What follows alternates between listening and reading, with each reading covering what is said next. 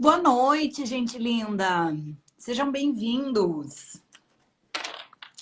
E aí, tudo bem com vocês? Estou me preparando aqui. Estou aguardando o Dr. Felipe entrar para a gente dar início a essa live, que eu acho que vai ser um estouro.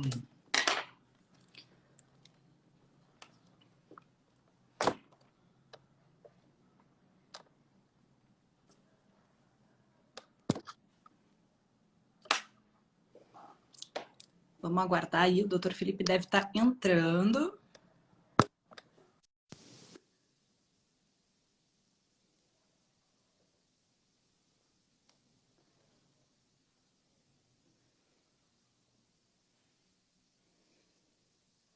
E aí, ó, podem ir preparando aí as perguntas. Eu acho que essa live vai ser babado, gente.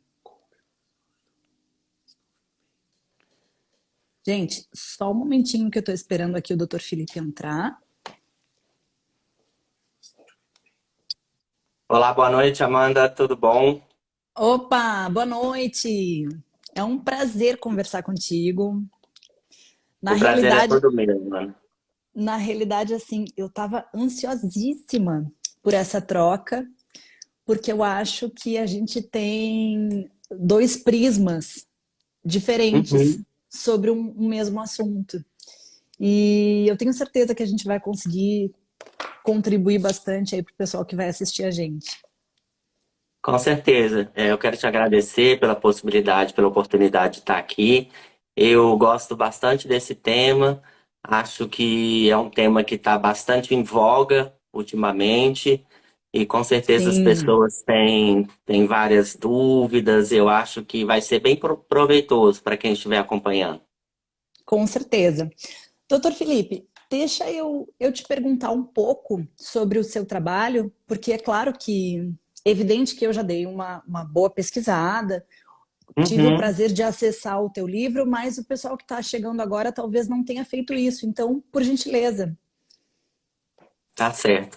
Então, eu sou formado em psicologia, eu fiz mestrado em psicologia também e acabei me especializando na área da psicologia clínica.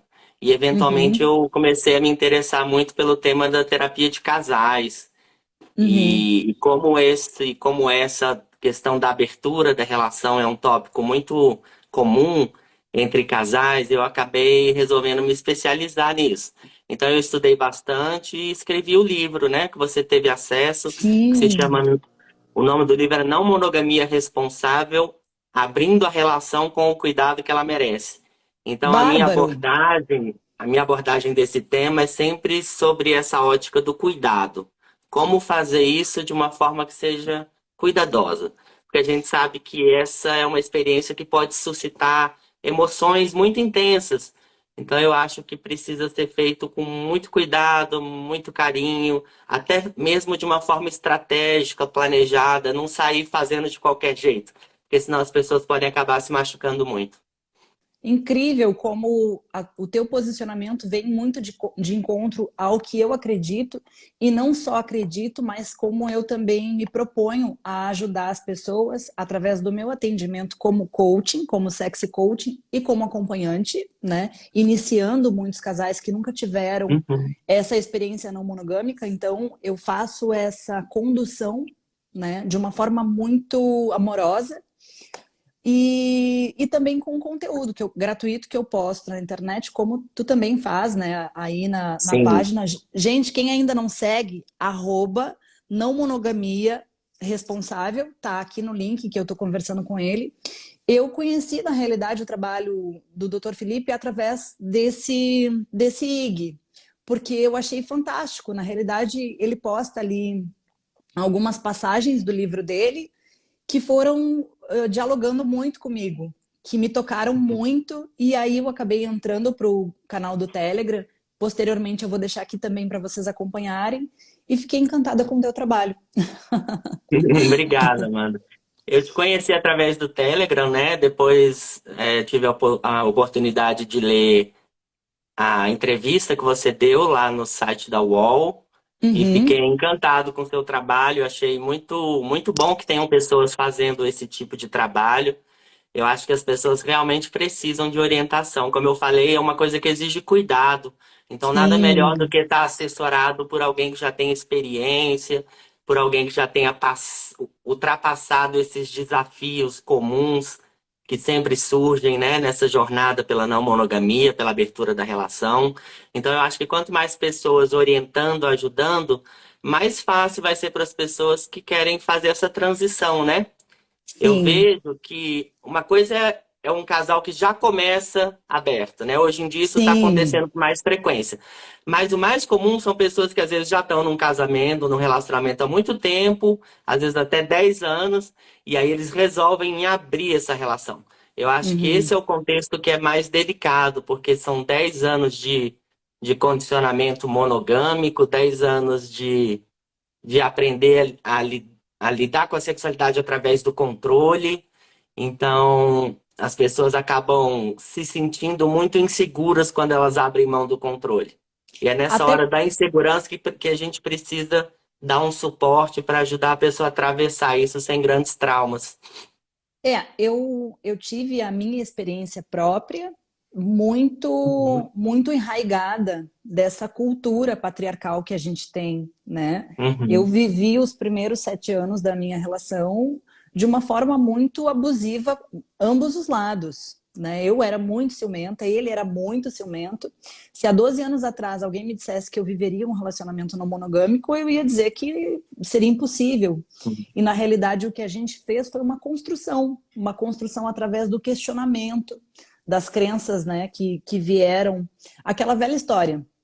Vai lá na casa jantar e a esposa serve um peixe sem a cabeça e sem o rabo. Mas por que não tem a Uhum. cabeça e não tem o rabo? Ah, porque a minha avó fazia assim. Aí vai lá na avó. Por que fazia assim? Ah, porque a minha bisavó fazia assim. Tá, aí encontrou lá uma bisavó que ainda era viva, avó. Por que cortava assim? Ah, é porque a minha forma era pequena. Então na minha casa a gente cortava a cabeça e o rabo e foi uma crença que se propagou sem ninguém nunca questionar. Então quando eu comecei a questionar, né, quando eu comecei a fazer esse trabalho de terapia de casal, que graças a Deus eu tive uma terapeuta maravilhosa, Uhum. sabe? Que ótimo. Uma pessoa esclarecida. E quando eu comecei a fazer esses questionamentos sobre o meu ciúmes, sobre a minha posse, sobre as imposições dele na nossa relação, eu entendi que eu estava cortando a cabeça e o rabo porque a minha avó cortava. Uhum. E não porque aquilo fazia algum sentido para mim. E então eu acho fantástico conhecer profissionais e ver que, graças a Deus, a psicoterapia também está abrindo, né, para Uhum. profissionais que tenham esse conceito e essa delicadeza, né, doutor? Porque a gente não pode negar que o que está acontecendo hoje é uma construção social nova. Sim, Aqui nas perguntas que a gente tem, muitas pessoas perguntam a respeito de modelagem. E a gente não tem. Na realidade, o é modelo que a gente verdade. tem é o modelo lá das duas viúvas no velório do vô. Né? Aquele é o modelo tradicional de não monogamia enrustida. Né? Exato, Mas exato. isso que a gente está vivendo é muito novo. Às vezes, o que serve para o meu relacionamento não serve para o relacionamento de outros pacientes e outros clientes que eu tenho também. Com certeza. É, essa falta de referência, eu acho que é uma das coisas que atrapalham muito. As pessoas não têm referência, né? É, elas só a vida toda só conheceram relacionamentos monogâmicos. Então, quando elas vão querer trilhar esse caminho, acaba que elas não têm uma referência, um modelo para se embasar, né? Por isso que é importante pessoas que já estejam mais experientes, que possam ajudar a dar um modelo de como a gente pode lidar com isso de uma forma saudável, com menos controle, né? O fato é que a gente o patriarcado, ele naturalizou alguns abusos. É, o controle é um tipo de abuso, sabe? Você prender uma pessoa, você controlar ela, você suprimir o comportamento dela, Você proibir ela de fazer algo que ela tem desejo, isso é um tipo de abuso. Só que é um tipo de abuso que a gente naturalizou, como vários outros. Sim. Até porque Então, eu vou me citar como exemplo porque é inevitável, né? Eu trouxe para o meu relacionamento um modelo abusivo porque foi assim que eu aprendi que era o amor, sim. né?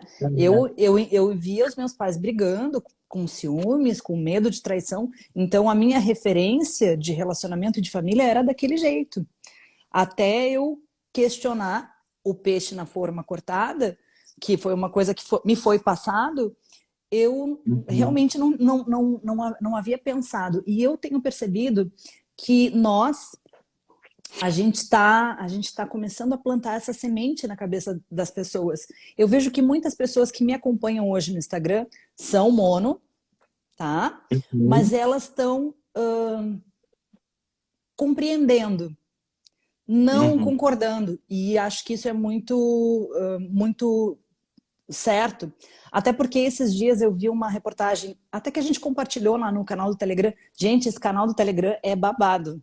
Entrem. É. A Discussões gente, estão boas lá. a gente conversa bastante.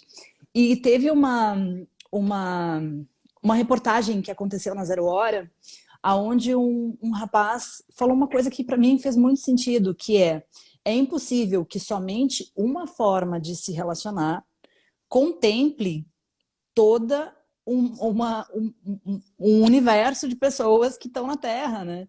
Então, É. isso Essa eu achei. matéria foi até eu que dei essa matéria, e eu sempre pensei nesse raciocínio, né? A gente tem 7 bilhões de pessoas no mundo, e aí a gente tentar encaixar todo mundo num único modelo, isso também é uma violência, porque isso não contempla a singularidade das pessoas, não contempla Exato, a especificidade de cada um é de um jeito. Então pode ser que tenham pessoas que funcionem melhor num modelo de relacionamento monogâmico, mas podem ter pessoas que funcionam melhor no modelo de relacionamento de amor livre, e o ideal seria que a gente respeitasse a natureza das pessoas. Ou exato. seja, em vez de forçar todo mundo a entrar numa caixinha, cada um poder personalizar a sua relação da forma como fizer sentido para ela. Sim. Porque senão é É, uma violência, você força as pessoas a se. É quase como se você vai num alfaiate e em vez de você cortar a manga do terno do tamanho da pessoa, você corta a mão dela para encaixar no terno. Você entende? Você corta o sim. braço para forçar a pessoa a encaixar no terno. Por que não costurar um terno que se encaixe naturalmente no corpo da pessoa? Então, essa para mim é a filosofia da não monogamia, essa liberdade de você respeitar a sua natureza, respeitar o que faz sentido para você. O que a E grande maioria faz é viver uma espécie de hipocrisia. Elas tentam tampar o sol, é como se elas tentassem tapar o sol com a peneira, joga para debaixo do tapete, finge que não existe, e aí elas têm que viver uma vida meio mutilada, assim, meio dividida. Uma parte minha eu posso mostrar e outra parte minha eu não posso mostrar. Então isso é é, muito angustiante, você ter que esconder algo que é seu. Isso sim. é um tipo de abuso, porque por que que eu tenho que ter vergonha de algo que é natural meu? Por E, quê? e uma coisa, doutor, que eu gostaria de lhe questionar, que eu tenho estudado bastante sobre antropologia e eu consigo Uhum, perceber, assim, que na realidade a gente não veio monogâmico, né? uhum, A gente se tornou. Então, a gente teve ali períodos de repressões mais fortes que acabaram. Enfim, eu não quero entrar no aspecto religioso e imposição cultural, nada disso, mas é só mesmo que a gente faça essa reflexão a respeito da gente enquanto ser, né? Como é que a gente começou a história do homem na Terra? A gente não veio monogâmico, né? não veio, é. Certamente não. Isso aí com certeza é uma construção do patriarcado e do capitalismo, né? Isso começa a fazer Sim, muito mais sentido quando do surgimento da propriedade privada.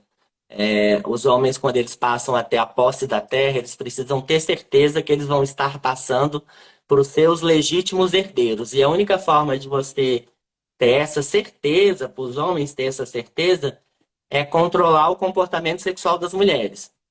Sim. Então, um dos motivos pelo qual essa pauta da não monogamia ela é até mais intensa entre as mulheres é porque, de certa forma, ela é uma pauta feminista. Porque os homens, de- bem ou mal, eles sempre puderam fazer o que eles quiseram, né? Era a mulher que ficava presa dentro de casa cuidando dos filhos que não tinha essa oportunidade.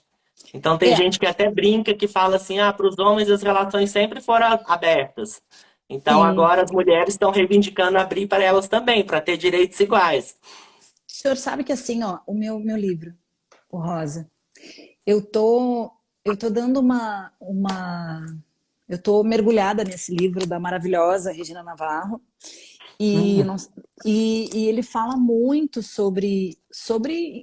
inevitavelmente ele fala muito sobre o que aconteceu com as mulheres ao longo dos anos, né? E, e às vezes eu coloco isso no meu Instagram.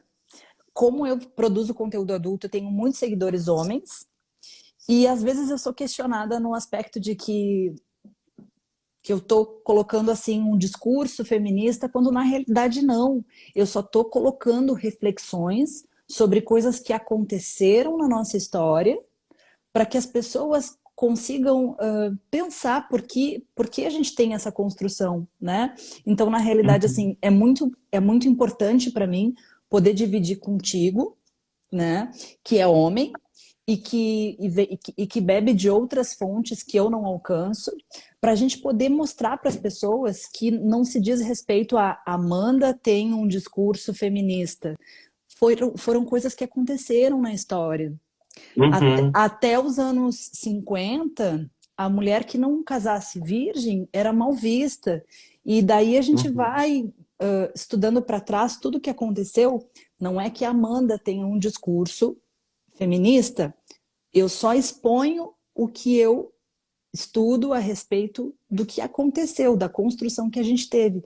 Então é muito importante para mim poder compartilhar nessa live a opinião de um homem e de uma autoridade no assunto, né? Então É não é muito assim, importante, é não muito é, importante não é que eu estou compreender defendendo. desculpa. É muito importante compreender o contexto histórico, né? O que você estava falando dessa metáfora do peixe sem a cabeça e sem o rabo. É muito importante voltar lá atrás e entender por que que naquele momento foi assim. É muito difícil de você desconstruir algo se você não entende a forma como isso se desenvolveu, sabe? Sim. Então a Regina Navarro faz um trabalho maravilhoso nesse sentido. Eu gosto muito do trabalho dela, inclusive ela foi minha professora. Eu fiz uma Ah, especialização com ela justamente nessa área dos relacionamentos amorosos. Então, essa desconstrução precisa ser feita. E é muito bom que as pessoas tenham, elas possam racionalizar também o motivo pelo qual elas estão fazendo isso. É nessa hora que o conhecimento ajuda. Ela entender, nossa, isso aqui está servindo a que propósito? O sim. patriarcado, ele cria violência para todos os lados, sabe? É a base do patriarcado, é a violência. Então, as mulheres são tratadas com muita violência. O casamento, a ideia de casamento como a gente compreende hoje, essa que a gente está acostumada, ela também implica num certo tipo de violência. E não é à toa que a gente usa, por exemplo, como metáfora a pulada de cerca. Eu sempre Sim, achei eu vi muito esse post curioso essa hoje. metáfora de pular a cerca. Porque quando a gente fala em cerca, a gente pensa em quem? Ou a criança que está no parquinho, que ela precisa ficar cercada, ou num presidiário, que ela não pode fugir. Então, por que que a gente está usando essa metáfora da cerca para adultos, né? Então, é como se as pessoas tivessem aprisionadas. Sim. Esse cerceamento de liberdade é um tipo de violência, só que é uma violência que a gente naturalizou. Então a gente não percebe. E a gente ainda associa isso com amor. Eu acho que amar é você dar liberdade. Amar é você querer ver a pessoa se expandindo. Amar é você Feliz? querer ver a pessoa se realizando. Você querer ver ela feliz, em êxtase. Você querer ver ela vivendo todo o potencial que ela pode viver. Isso é amar. Só que a gente acha que amar é prender a pessoa numa. É como se você pegasse um passarinho selvagem, um passarinho que a gente vê na natureza, vê ele voando, acha ele lindo. Aí a gente pega ele e coloca numa gaiola. Não, agora essa beleza é só minha. Eu sempre pensei que o casamento é como se fosse a gaiola do amor. É a tentativa que a gente tem de aprisionar o amor para garantir que ele não vai sair dali. Então a gente coloca essas cercas. Só que Vou isso é uma anotar essa frase violência. para te citar. Gaiola do amor, que lindo. Que não É, faz tá no meu sentido, livro né? também. Faz muito sentido. Mas é uma violência, igual quando você pega um pássaro e coloca numa gaiola só para te satisfazer, você não está pensando no bem-estar do pássaro. Você está usando ele para satisfazer uma necessidade sua. Então a gente aprendeu, a gente naturalizou essa ideia de usar o outro. Eu uso você para me satisfazer, eu uso você para me sentir seguro. A gente se acostumou a usar o outro, então a gente faz o que a gente precisa que o outro faça. Isso, a gente decide o que, é que a gente precisa que o outro faça. Eu decido que você não pode sair com uma roupa curta. Eu decido, tem homens que não deixam a esposa trabalhar, por exemplo. Não, você não pode trabalhar. Então, como que a gente vai decidir o que, que o outro pode e não pode? Isso aí é uma Sim. anulação da individualidade. Eu acho isso bem sério, bem sério. Então, sempre quando eu entrei e comecei a pensar em não monogamia, para mim nunca foi uma questão de poder se relacionar com várias pessoas. Para mim sempre foi uma questão de respeito. Para mim é uma questão de respeito. Respeitar a individualidade das pessoas. Respeitar os indivíduos. Valorizar eles como eles são. Ao invés de forçar que eles sejam como eu preciso que eles sejam, sabe? Como eu Para mim entendo é que uma é questão de certo ou amor e bom. respeito. É, É.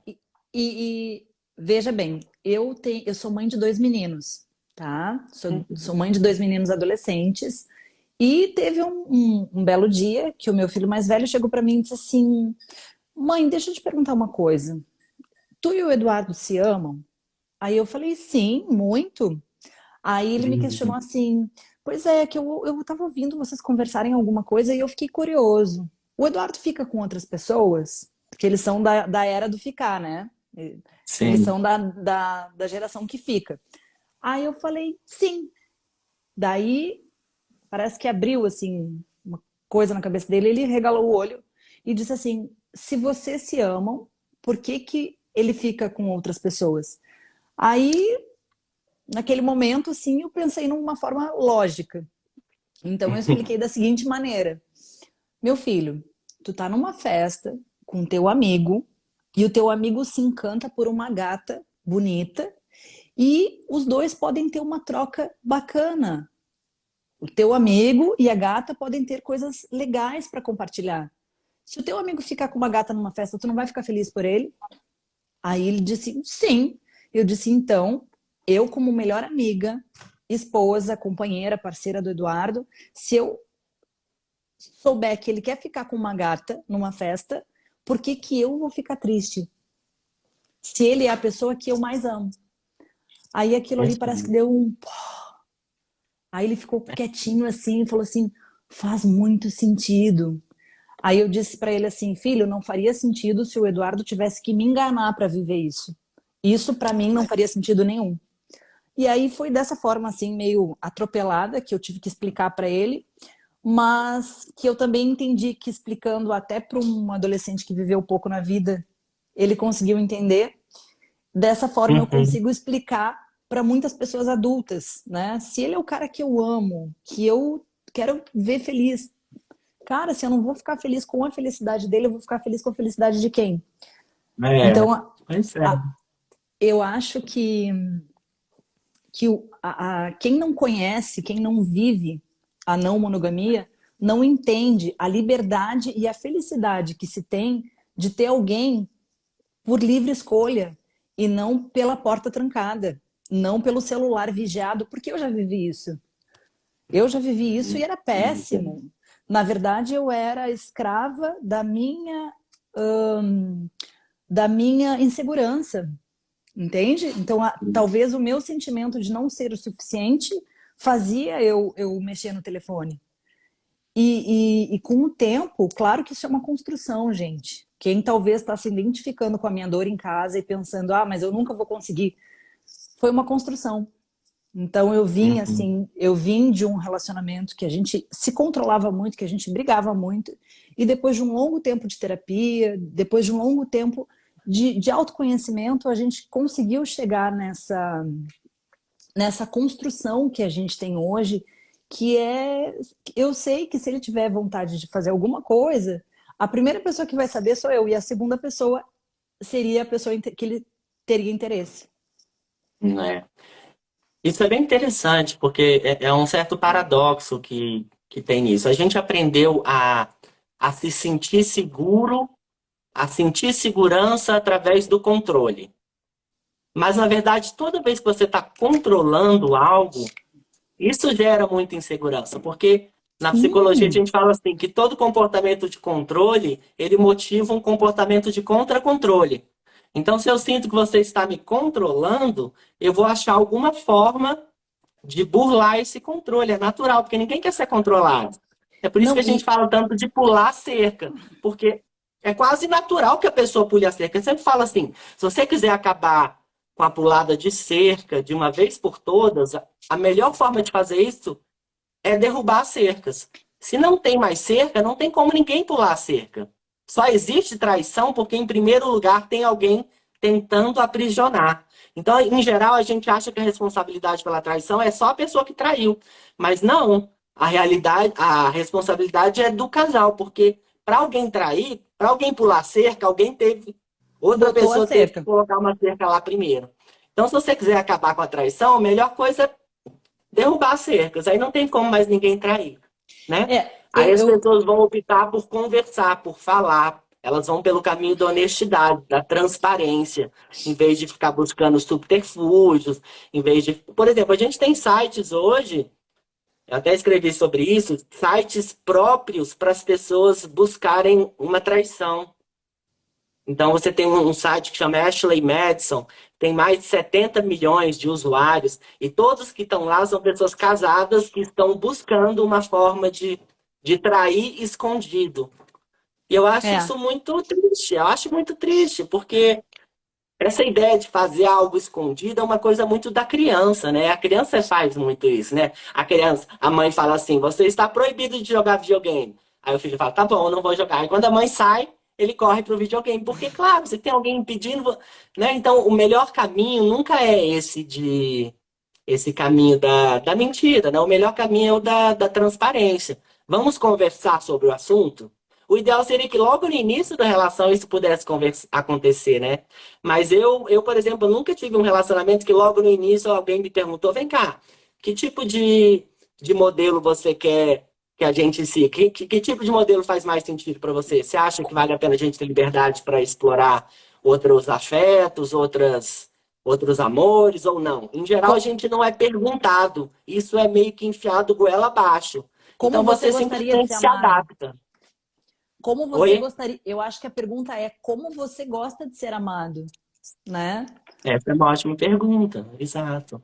Então a gente demonstrar mais interesse pelo que o outro é, e não tanto pelo que o outro deveria ser. A gente pensa muito no outro em termos do que ele deveria ser. E aí a gente perde a curiosidade de saber como que o outro é. Imagina alguém, né? Seu marido chega e você fala: o que que você precisa? O que que faz bem para você? O que que vai te atender melhor? O que que pode fazer você se tornar uma pessoa mais realizada? Em vez de eu ditar o que você precisa, eu perguntar para você o que que faz sentido para você. Eu vou estar aqui para te dar suporte naquilo que fizer sentido para você, porque eu te amo, porque a gente se ama. Isso é casamento, isso, né? Sim. Relacionamento é amor. Doutor, a gente tem mais meia hora de conversa e eu tenho aqui um Uhum. pessoal que participou pelas caixinhas de perguntas, tá? É. Então a gente não vai conseguir se estender muito em cada um, mas eu gostaria de comentar assim em cada, pelo menos para a gente dar uma atenção aqui para o pessoal, porque às vezes a dúvida de um pode estar sanando a dúvida de outro. E eu escolhi algumas mais interessantes para a gente comentar, pode ser? Que ótimo, ótimo, perfeito. Acho ótimo. Então, assim, ó, a primeira pergunta é como entrar em um amor livre? As pessoas ainda não estão abertas a isso. Qual é a sua, qual é o seu conceito a respeito disso? Como é que eu vou encontrar um amor livre? Encontrar um amor livre. Bom, em primeiro lugar, você precisa achar alguém que pense parecido com você, né? Que comungue dessa mesma ideia. Muitas pessoas foram formatadas nessa mentalidade monogâmica, então elas associam amor com apropriação. Isso é Sim. amar para a maioria das pessoas, é me apropriar de alguém. Então, eu acho que a melhor forma para a pessoa encontrar um amor livre é estar participando, né?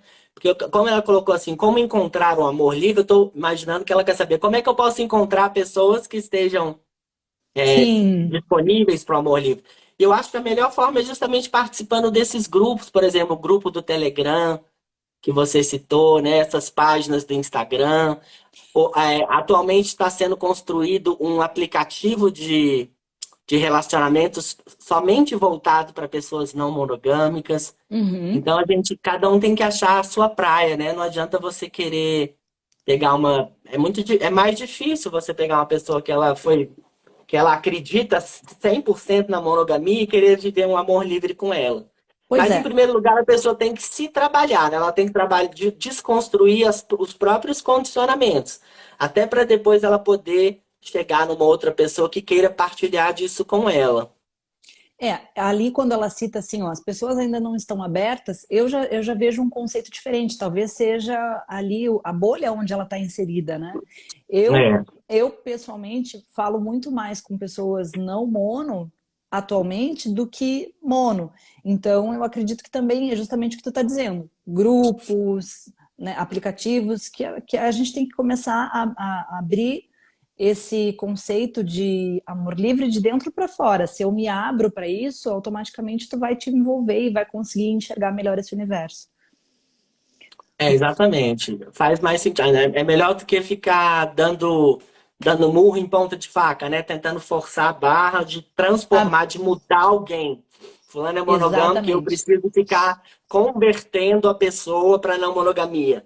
Isso pode ser desrespeitoso também, dependendo de como é feito. Do mesmo jeito que é muito ruim um monogâmico forçar alguém a ser monogâmico, também é muito ruim um não monogâmico forçar o outro a ser não monogâmico. Porque a ideia toda é justamente as pessoas poderem ser como elas são, elas poderem Sim. respeitar a sua natureza. Então, se a pessoa tem uma inclinação maior para a monogamia, ótimo. Se ela tem uma inclinação maior para a não monogamia, tá ótimo também.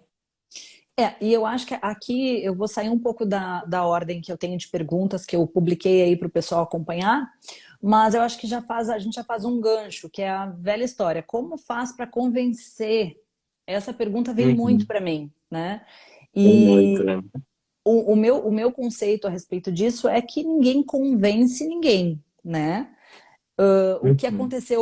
O que aconteceu na minha relação, por exemplo, a gente trocou o conceito de, ó, eu gostaria de viver isso, isso é importante para mim e eu gostaria muito que você fizesse parte. E a partir disso a Uhum. gente experimentou junto e abriu para o novo. Mas não foi uma coisa imposta de nenhum dos dois lados e também não foi uma coisa que os dois magicamente, plim, vamos abrir a relação.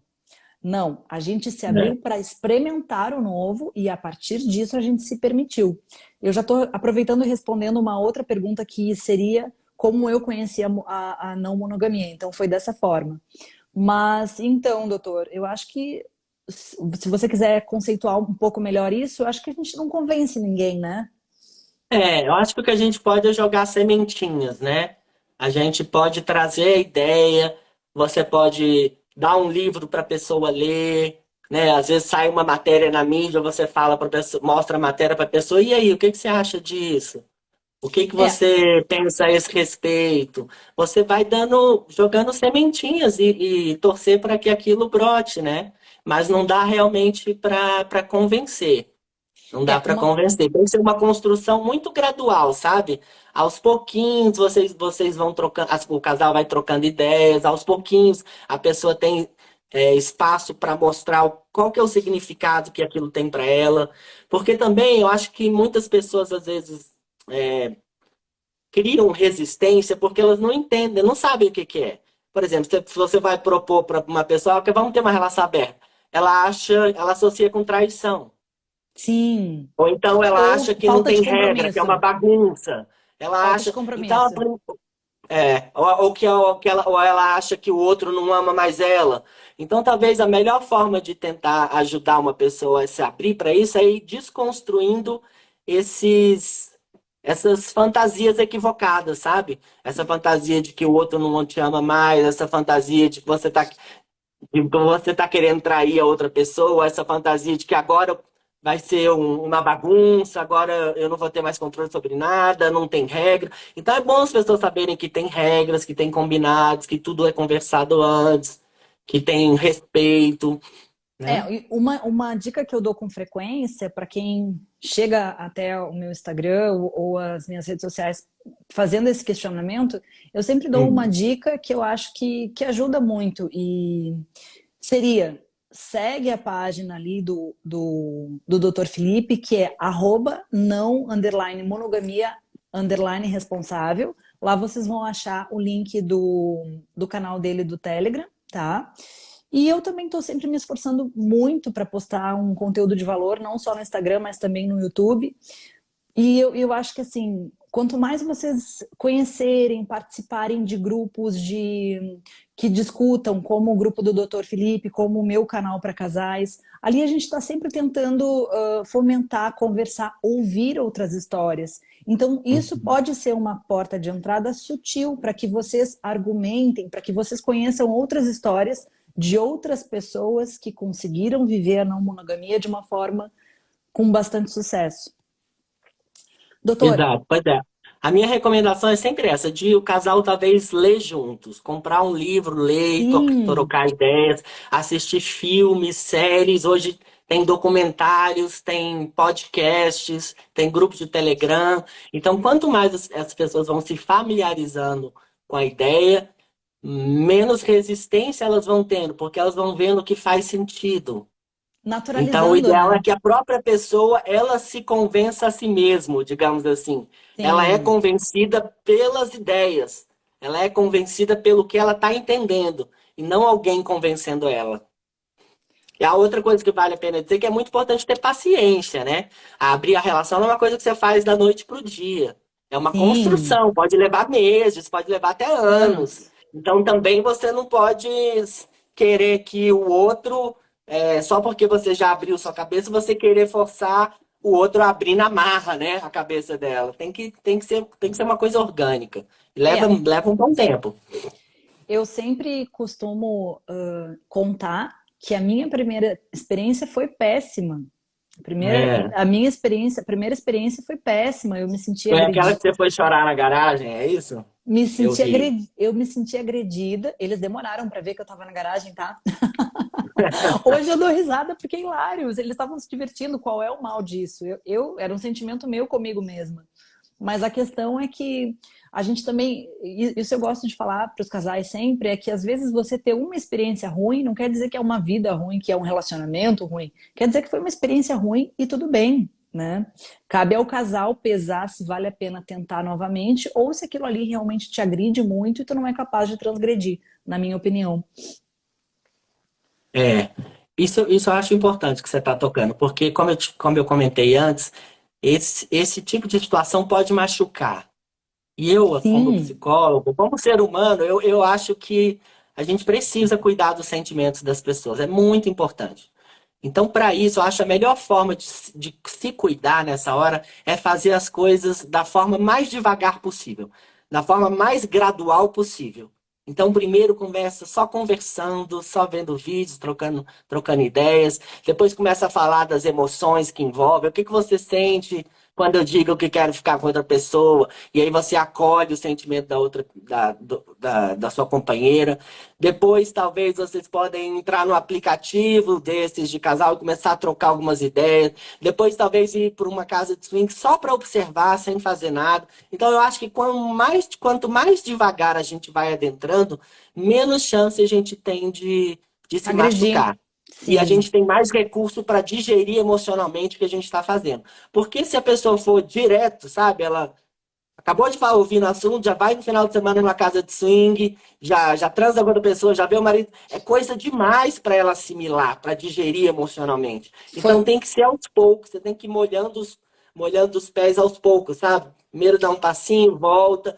Nossa, como é que eu me senti? Como é que você se sentiu? E aí, fez sentido? Você acha que a gente pode continuar? Vamos um pouquinho mais? Quem sabe agora a gente vai e não só troca uns beijos sem transar. Aí depois volta para casa e vê como é que se sentiu, tá tudo bem, checa para ver se tá todo mundo. Sabe, dá tempo para digerir as emoções e dá tempo para as pessoas expressarem como elas estão vivendo aquilo por dentro.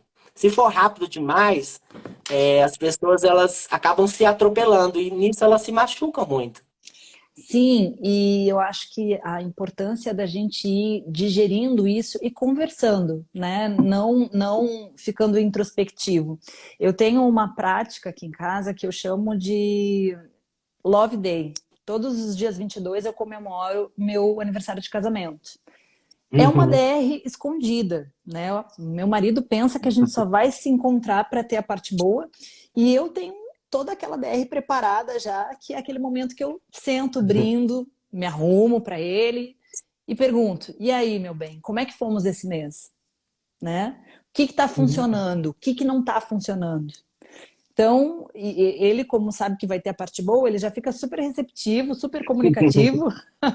Então, eu sempre comento com os meus seguidores a importância disso, né? De tu fazer essa conversa honesta, de tu olhar para o olho da pessoa e dizer o que está funcionando, né? Que jeito tu gosta de ser amado? Onde é que a gente pode regredir? Onde é que a gente pode avançar?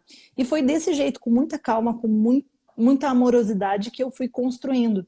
Eu estou inserindo esse assunto porque veio bastante perguntas aqui na caixinha de perguntas de como é que a gente chegou a abrir a relação, como é que, né?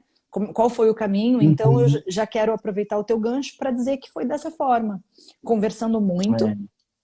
e estamos há 12 anos juntos, somos um casal não mono, a gente teve os nossos períodos mais abertos, os nossos períodos mais introspectivos, mas sobretudo a gente é um casal assim que tem, mesmo depois de 12 anos, essa necessidade de se sentar pelo menos uma vez no mês e dizer, e aí, né? O futuro começa hoje, para onde é que nós estamos indo? Olha, essa é uma ótima prática, viu? Eu sempre digo que o primeiro passo na abertura da relação é a abertura da comunicação. Porque, Sim, em geral, as pessoas elas não foram ensinadas a ter uma conversa honesta, uma conversa mais se revelarem, se vulnerabilizarem, mostrarem os seus sentimentos. Elas não aprenderam, não desenvolveram essa habilidade. E então tem que começar por aí, tem que começar. Se você não consegue conversar sobre o assunto, significa que você não está pronto para viver aquilo. sim, Primeiro você tem que se sentir à vontade conversando, trocando ideias, expressando seu pensamento, expressando como você se sente, expressando seus medos. E o outro tem que saber acolher. Eu gosto muito da abordagem da comunicação não violenta, né? A sim. comunicação não violenta é um instrumento incrível para casais. Eu acho que bem, vale a pena todo mundo dar uma olhadinha e eles ensinam formas de comunicar que são muito mais acolhedoras, porque a gente está muito acostumado a conversar na base da acusação, da cobrança, e a ideia da comunicação não violenta é você aprender a se vulnerabilizar, você baixar as defesas, baixar a guarda. E aí sim você vai poder conhecer o outro verdadeiramente e o outro vai poder te conhecer também. Porque a gente está muito acostumado a usar máscaras, a gente foi treinado para isso, a fingir ser o que a gente não é. A própria monogamia, ela ensina isso pra gente. Ensina você a fingir ser algo que você não é. Então a gente precisa primeiro desconstruir esse processo, aprender a se revelar tal como você é. Então é uma Sim. caminhada que começa pela abertura da comunicação, é assim que eu vejo. E uma coisa que me ajudou muito nesse processo, que veio da psicologia para minha relação, foi o time out, né? Era uma coisa que a gente começava a se comunicar e aí chegava num momento ali que cada um queria ter mais razão do que o outro. E essa necessidade do ego de ter razão muitas vezes interrompeu o nosso caminho de evolução para um casal que consegue se relacionar bem. Então eu acho que é muito importante a gente entender que tem momentos que tem que cessar a comunicação, que não vai avançar, e aí para, Uhum. respira e depois tenta de novo. Eu acho que isso é Principalmente quando a gente importante. está muito. Principalmente quando a gente está muito mobilizado emocionalmente, aí é hora de fazer esse time out, sabe? Porque quando a gente está mobilizado emocionalmente, a chance da gente partir por ataque, porque isso é até uma coisa instintiva, né? Todo animal tem essa resposta interna de luta e fuga, que é que nosso corpo nos prepara para reagir lutando para sobreviver. Então, quando a gente está muito mobilizado, está com muita raiva, então não é uma boa hora de tentar ter uma conversa. É melhor você respirar, fazer alguma coisa até você se recompor, e aí depois você vai conversar de um lugar mais favorável para o diálogo. Sim, E eu acho que eu vou aproveitar aqui para falar uma coisa que a gente fala de relacionamento não monogâmico e alguém até perguntou isso no grupo do Telegram, mas se eu for não monogâmico, significa que eu tenho que ficar com outras pessoas? E na verdade, não. Eu até gosto de dizer que eu acho que toda relação deveria ser aberta. Mas isso não quer dizer que todo mundo precise ficar com outras pessoas. O fato de algo estar aberto, dessa possibilidade estar aberta, não quer dizer que você tenha que viver ela. Então, eu faço uma sim. metáfora com uma casa. Então, imagina, eu estou numa casa, né, com a minha esposa e eu tranco todas as portas e as janelas para ter certeza de que ninguém vai querer sair. Isso é uma abordagem, é a abordagem que a gente faz na monogamia tradicional. Outra coisa é eu poder deixar a porta aberta, mas se lá dentro e a pessoa não querer sair porque ela não tá com vontade. Então a possibilidade está lá, mas ela está gostando de ficar só aqui, de colocar a atenção dela só aqui, tá tudo certo. Né? É, Não é uma imposição de que você tenha que ficar com outras pessoas. É só saber que se você se tiver vontade, essa possibilidade existe. Da mesma forma que existe a possibilidade de você também não ficar. o que eu acho que as pessoas que não conhecem esse conceito de não monogamia, não conhecem pessoas que vivem dessa forma, não conseguem compreender, é que a liberdade e a libertinagem são coisas muito diferentes, né? No meu caso, por exemplo, às vezes eu converso com amigas, principalmente no começo, assim, quando eu coloquei na rede social que esse era o meu estilo de vida, né? As pessoas tinham uma ideia de que era uma coisa louca, que era uma aventura sexual, assim, desassoberbada, quando na realidade não. Quando na realidade não. A gente tem tanta parceria, tanta cumplicidade, que para a gente querer trocar alguma coisa com alguém, tem que ser muito bacana, sabe? Então, Uhum. assim, a gente tem essa liberdade, a gente tem casais de amigos que vivem esse estilo de vida, a gente tem, mas não é todas as vezes que a gente se encontra que vai ser uma coisa louca. Não, entende? Tem muita amorosidade num casal. Eu costumo dizer que a gente troca o que transborda, né? Às vezes as pessoas me perguntam assim: ah, mas tu não tem medo disso, tu não tem medo daquilo? E com o tempo eu consegui descobrir que ninguém vai encher um espaço que está cheio, sabe? Uhum. Então, assim, eu tenho um companheiro que eu escolhi para caminhar. Eu tenho um companheiro que eu escolhi para para gente dividir uma história, um projeto, uma família juntos. E nesse caminho a gente encontrou outros casais que a gente ama, que a gente respeita e que a gente quer que continuem como estão. A gente vai trocar a parte boa. É diferente do poliamor também. Então, isso é uma coisa que às Uhum. vezes eu tenho um pouco de dificuldade de conceituar, porque eu não sou uma mulher poliamorista, né? Então eu não estou Uhum. aberta para ter outro marido, não estou aberta para ter outra mulher vivendo com a gente, mas eu também não me considero swinger no aspecto de estar disponível somente para o sexo, Uhum. entende? Eu quero amar as pessoas com quem a gente troca. E essa troca vai Sim. muito além de fluidos. Essa troca vai no aspecto de conexão, de amorosidade, de ter uma rede de apoio, entende? Uma rede de apoio que se respeita. Às vezes eu acho que as pessoas têm assim um preconceito a respeito disso, sabe? Ah, não, não, mas aí tu fica com teu amigo, então nada, gente. Ele nunca vai me mandar uma mensagem desrespeituosa, porque tem muita transparência, tem muito respeito, né?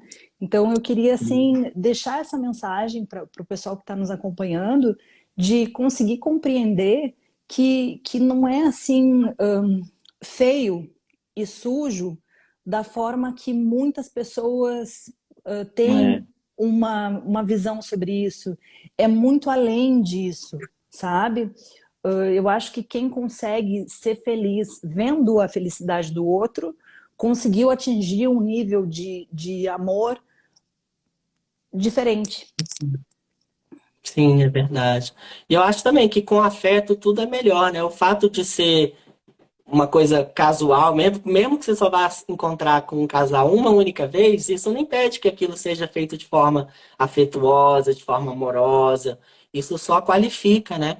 E outra coisa, também não é tudo, não gira tudo em torno de sexo. A gente faz muita amizade nesse meio, né? Sim, Amizades, inclusive, para depois ir no seu aniversário, amizades para depois sair para um restaurante. Não fica, não gira tudo em torno de sexo, gira em torno de relações humanas, né?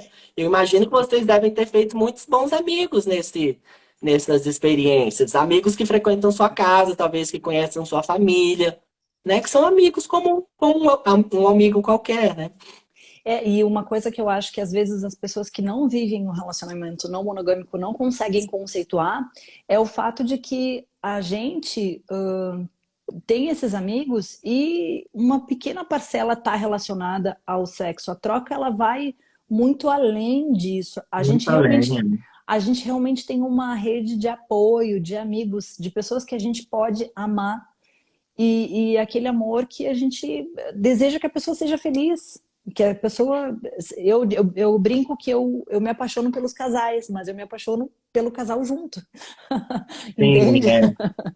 Eu consigo, é, eu consigo amar o direito deles existirem. E quando a gente estiver junto, vai ser ótimo. E eu quero mais é que eles trilhem a história deles como indivíduos e como casais, né? Essa é uma característica do swing, né? Bem específica, assim. No swing, a unidade é o casal, né? Você Sim, sai como casal. Então, para algumas pessoas, isso às vezes pode gerar mais segurança, porque você sabe que aquilo é um programa do casal, é uma experiência que está girando em torno do casal. Então, é sim. como se você fosse fazer um programa. Vamos sair para o cinema hoje? Vamos para um restaurante? Vamos para uma casa de swing? Vamos. É mais um programa que o casal faz. Então, tem muitas pessoas que se sentem, que acham uma boa ideia iniciar essa caminhada pelo swing, porque no swing o casal tá junto e é uma experiência do casal, eles dois vivem aquilo no mesmo momento, eles vão junto e voltam juntos para casa, né? As pessoas também se sentem com menos medo de um se apaixonar por outro, porque na verdade o outro casal também está junto e também quer preservar a própria relação. Então, pode ser uma boa estratégia, às vezes, começar assim, começar junto, né? Talvez isso seja um pouco mais simples do que começar já cada um saindo sozinho, porque isso pode, digamos assim, trazer mais insegurança, né? Pode atiçar Sim. mais os nossos fantasmas internos. Porque como você não está vendo o que está acontecendo, isso pode ser muito ansiogênico. Agora, quando você está com a outra pessoa lá, isso fica um pouco mais facilitado. Eu particularmente comecei com muitos ciúmes, com muita posse, com muito controle, tinha que ser tudo perto de mim, tinha que ser tudo embaixo do meu olho. Hoje, quando a gente sai Uhum. com um outro casal para dançar, para se divertir, eu já penso ao contrário, eu já penso assim, meu bem, dança com ela, comigo você vai dançar até a gente ficar muito velhinho. Doutora, a gente tem 3 minutos para cair a nossa live. Eu Uhum. queria lhe agradecer, foi um prazer. Nossa, eu teria assunto para mais umas 5 lives contigo. Imagino. E eu queria que, claro que eu vou deixar o teu contato aqui, mas a gente tem 3 minutinhos. Como é que o pessoal faz para te encontrar? A terapia também pode ser online. Fala um pouquinho do livro, como é que a gente acha. Eu acho que eu consigo achar tudo no teu perfil, né? Que eu vou deixar aqui também. O livro está sendo vendido pela Amazon, então se você digitar lá Não Monogamia Responsável, qualquer pessoa vai encontrar o livro lá na Amazon.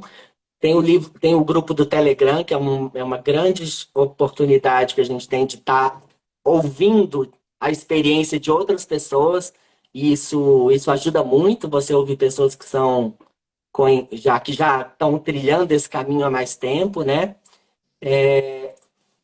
O livro, eu acho que ele ajuda muito as pessoas, ele dá tipo um mapa, um roteiro para como as pessoas começarem a se iniciar nesse mundo da não monogamia.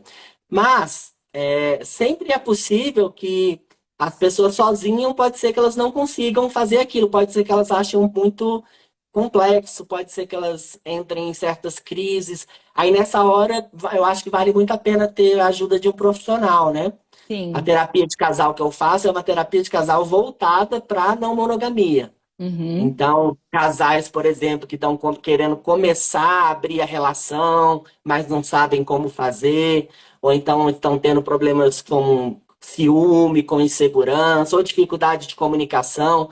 Aí o que o terapeuta de casais faz é ajudar a mediar essa Sim, comunicação, é eu tive essa passar experiência. orientações. Você fez terapia de casal, né? Sim, Pois é uma terapia de casal normal, só que com essa temática da não monogamia, né? E eu acho importante as pessoas saberem isso, porque nem todo psicólogo tem a mente aberta para isso. Então, quando elas forem procurar uma terapia, se precisarem, o ideal é procurar alguém que ela saiba que tem uma mente aberta, que conhece o sim. assunto. Um Foi até por profissional isso que a Regina especializado. Navarro criou. Foi por isso que a Regina Navarro criou essa especialização dela, para formar terapeutas de casal que têm uma visão aberta para não monogamia.